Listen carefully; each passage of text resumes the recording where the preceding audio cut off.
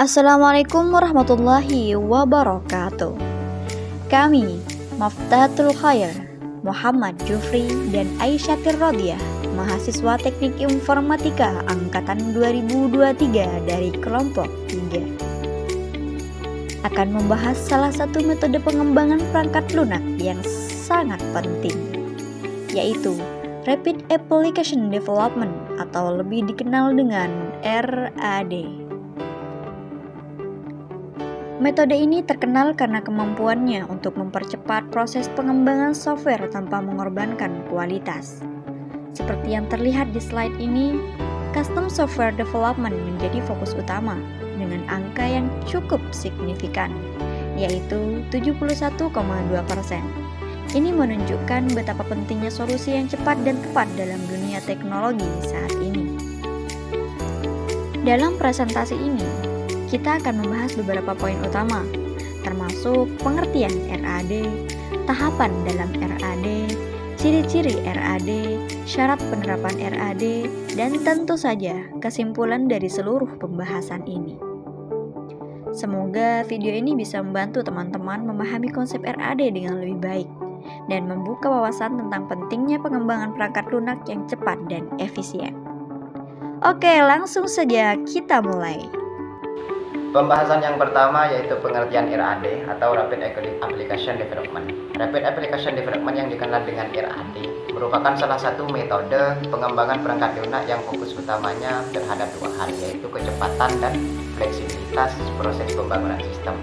Artinya, RAD ini adalah salah satu metode dalam membuat software yang fokus utamanya adalah kecepatan dalam pembangunan sistem dan fleksibilitas. Artinya, gak terlalu ribet tapi tetap menghasilkan sistem yang sesuai dengan kebutuhan.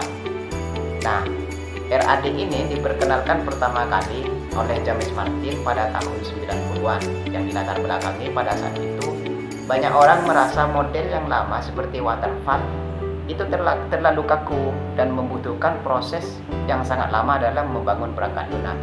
Nah, barulah RAD ini hadir sebagai solusi dari masalah tersebut.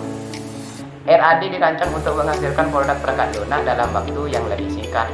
Artinya, tujuan utama dari RAD ini adalah supaya software bisa cepat selesai, tapi juga bagus dan sesuai dengan apa yang dibutuhkan oleh pengguna. Jadi bukan asal cepat saja, tapi tetap sesuai dengan sasaran. Beralih pada pembahasan selanjutnya, yaitu ciri-ciri dari Rapid Application Development, di mana ciri-cirinya tersebut ada 7. Ada pengembangan berbasis prototype, ada iterasi singkat dan teratur, ada keterlibatan pengguna yang aktif dan konsisten, dan lain sebagainya. Kemudian kita akan membahas ciri Rapid Application Development. Yang pertama yaitu pengembangan berbasis prototype. RAD menekankan pembuatan prototype versi awal dari aplikasi. Nah, untuk menunjukkan fungsi-fungsi utama terhadap pengguna. Tujuannya adalah untuk mengumpulkan masukan pengguna lebih cepat dan memperbaiki sistem berdasarkan umpan balik tersebut sebelum pengembangan penuh dilakukan. Kemudian, ciri Rapid Application Development yang kedua yaitu iterasi singkat dan teratur. Proses pengembangannya tersebut dilakukan dalam siklus singkat. Biasanya proses pengembangan dilakukan dalam siklus 2-6 minggu.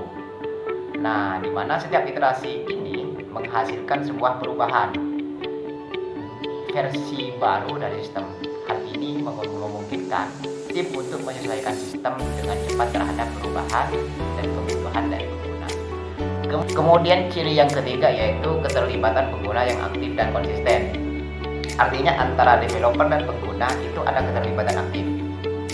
Pengguna hampir secara aktif terlibat selama proses pengembangan.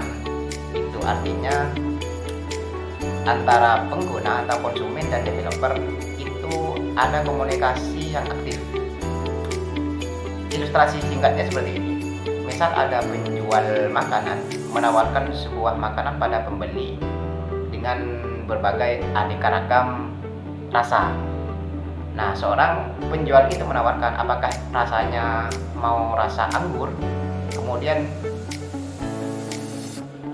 pembeli memberi usulan, ya saya memberikan rasa anggur tapi tidak pakai tomat seperti itu misal.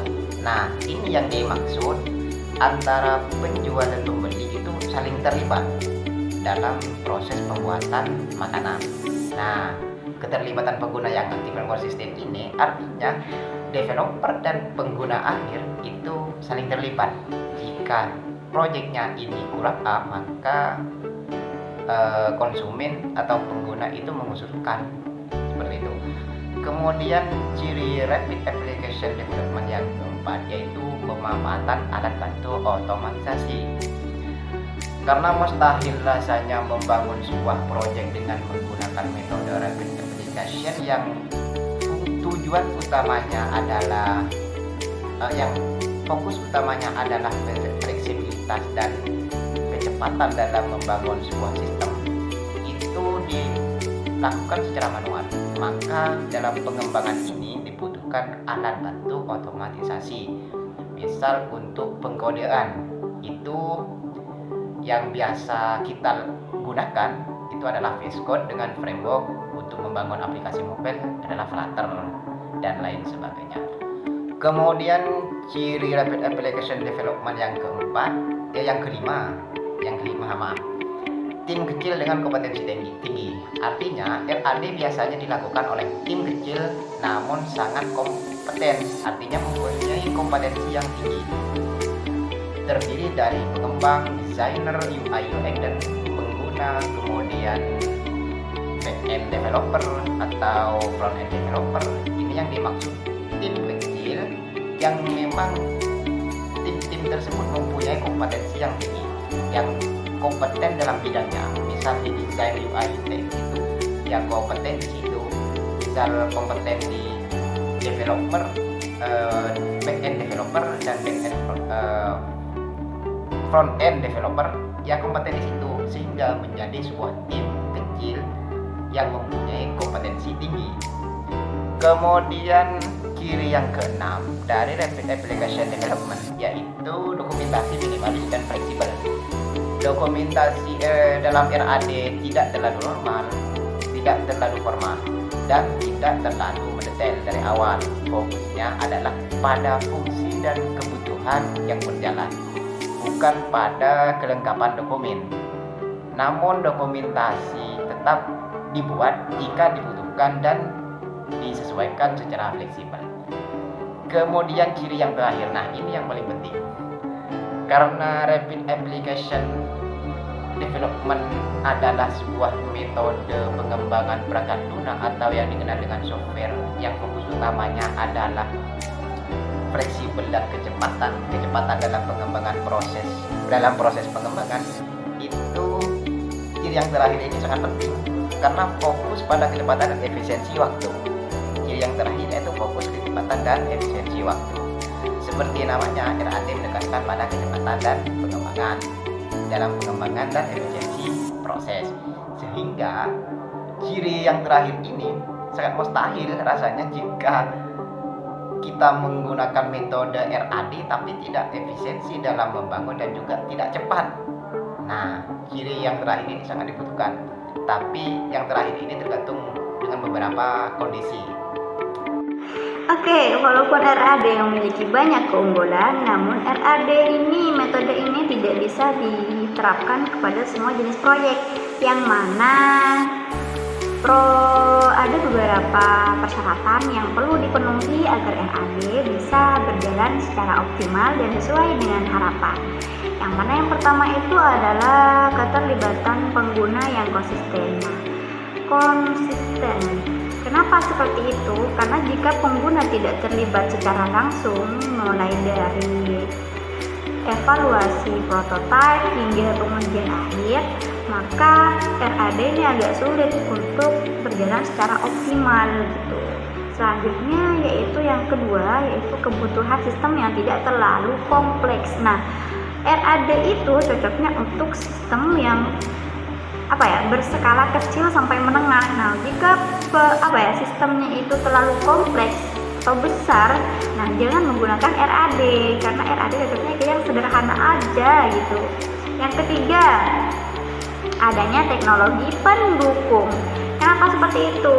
Nah, RAD ini butuh tools seperti framework cepat, terus alat desain visual, serta case tools untuk mempercepat pengembangan.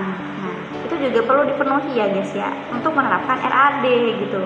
Nah, yang keempat, waktu pengembangan yang terbatas. Nah, ini nih cocok untuk orang-orang yang suka kebut semalam, ngerjain tugas atau ngerjain proyek secara kebut semalam.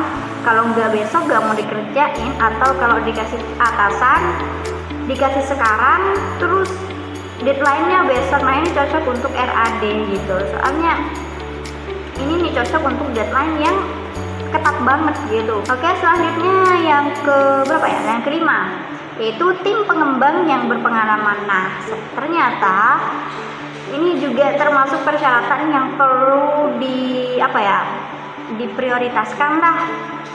Kenapa? Karena kalau tidak punya tim yang berpengalaman, maka jangan pernah berharap untuk bisa menerapkan RAD itu dengan optimal ya, dengan sesuai apa yang kita harapkan gitu. Karena kalau tidak punya tim pengembang yang ahli lah, maksudnya itu yang berpengalaman, ya jangan pernah berharap untuk mengharapkan RAD itu bisa berjalan secara optimal. Nah, selanjutnya yang keberapa ya? Yang keenam, kebutuhan yang fleksibel atau masih bisa berkembang. Kenapa? Maksudnya itu kayak gimana? Nah, untuk proyek-proyek yang kan ada ya, proyek yang sekiranya kita itu bisa memperbaruinya setiap saat, entah itu seperti aplikasi apa gitu. Nah, itu RAD itu cocok, soalnya kan kadang di setiap aplikasi atau sistem itu ada pembaruan terus setiap saatnya. Nah, ini RAD itu cocok untuk kayak gitu. Nah, selanjutnya yang terakhir itu adalah lingkungan organisasi yang mendukung. Oke, ternyata selain tim pengembang yang berpengalaman, adanya teknologi pendukung, kita itu juga, yang terpenting juga itu ada yang tidak terlalu kompleks, jadi yang sederhana ya, itu perlu guys. Nah, lingkungan organisasi yang mendukung itu perlu. Kenapa? Karena kalau tidak ada lingkungan organisasi yang mendukung, maka sulit. Nah, untuk RAD bisa berjalan secara optimal dan lancar, itu agak sulit kalau tidak ada lingkungan organisasi yang mendukung. Jadi untuk membuat RAD bisa berjalan secara optimal dan bisa berjalan sesuai harapan, kita perlu memenuhi semua persyaratan yang sudah saya sebutkan tadi, yaitu yang pertama, keterlibatan pengguna yang konsisten, yang kedua, kebutuhan sistem tidak terlalu kompleks atau sederhana, yang ketiga, adanya teknologi pendukung seperti framework cepat dan lain-lain, dan yang keempat, waktu pengembangan yang terbatas, deadline cepat gitu. Terus yang kelima, tim pengembang yang berpengalaman. Terus yang keenam, ada kebutuhan yang fleksibel atau masih bisa berkembang setiap saatnya, setiap waktu atau setiap bulan atau gimana terserah. Dan yang ketujuh adalah lingkungan organisasi yang mendukung. Oke, itu saja untuk syarat penerapan RAD-nya. Tahapan pengembangan metode RAD. 1. Identifikasi dan perencanaan kebutuhan. Diskusi awal antara pengguna dan pengembang untuk sistem. Fitur utama, batasan waktu dan sumber daya tersedia. 2. Desain sistem secara cepat atau rapid design. Pengembang membuat desain awal antar muka dan alur sistem. Desain ini fleksibel dan menjadi dasar pembuatan prototipe. 3. Pembuatan prototipe. Versi awal sistem dibangun dengan fitur inti, tujuannya untuk segera diuji oleh pengguna dan menerima masukan sedikit mungkin. 4. Evaluasi dan umpan balik pengguna. Pengguna mencoba prototipe dan memberikan feedback untuk mengenai fitur tampilan dan performa sistem yang telah dibangun. 5. Penyempurnaan dan literasi lanjutan. Pengembang melakukan perbaikan dan pengembangan lanjutan berdasarkan masukan. Tahap ini diulang hingga sistem dianggap sesuai. 6. Implementasi dan pemeliharaan. Setelah prototipe final disetujui, sistem diimplementasikan secara penuh. Dokumentasi disiapkan, pelatihan dilakukan, dan sistem dipelihara secara berkelanjutan. Berarti dapat kita simpulkan bahwasanya Rapid Application Development atau RAD adalah metode pengembangan perangkat lunak yang menekankan kecepatan, fleksibilitas, dan keterlibatan aktif pengguna. RAD dikembangkan sebagai respon terhadap kekakuan metode tradisional seperti waterfall. Prosesnya berbasis prototipe dan iterasi singkat, memungkinkan pengembangan sistem yang responsif dan sesuai kebutuhan. Ciri khas RAD seperti tim kecil, alat bantu otomatisasi, dan dokumentasi minimal membuatnya cocok untuk proyek kecil hingga menengah dengan deadline ketat. Tahapan RAD adaptif dari perencanaan cepat, pembuatan prototipe, evaluasi berulang, hingga implementasi final. Setiap pertemuan ada perpisahan, ada yang sekedar lewat, ada juga yang berkesan.